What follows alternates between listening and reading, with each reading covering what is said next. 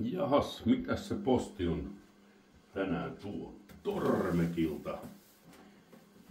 Keittiöveitsi terottimia. Täällä on nippu tylsäksi menneitä lihanleikkuveittiä syksyn tohinoista, mutta jospa se tähän pakettiin pystyy kuitenkin ja teippiin, niin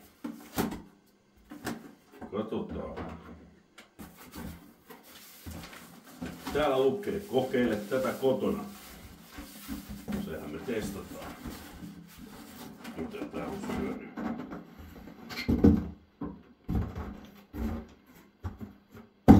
Tämmönen. Tää näyttää ihan pro meiningiltä. Mistä tää nyt saadaan auki? Täältä näin. Käyttöohjeita. Takuu. 5+3 vuotta ei voi olla huono. Jotain semmoista, mitä nykypäivänä arvostaa. Tämmönen paketti. Täältä löytyy sitten vielä, tässä täällä on vahvisia teräsuojuksia, kuopanappeja johonkin käyttöön. Aha.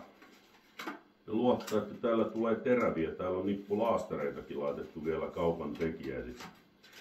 Jaa, mutta eihän mitään. Tällähän täytyy lähteä kokeilemaan sitten, mitenkä näistä. Nämä on vähän hankalia nämä kovateräs tai kromiteräspuukot. Kun ne tylsyy, niin niitä on vaikea saada sen jälkeen terään, mutta tää nyt pitäisi olla semmonen laite. Ja käy vielä oikein ydinvoimallakin, ei ole mikään patterivehje. Mutta, ei muuta kuin lähdetään kokeilemaan.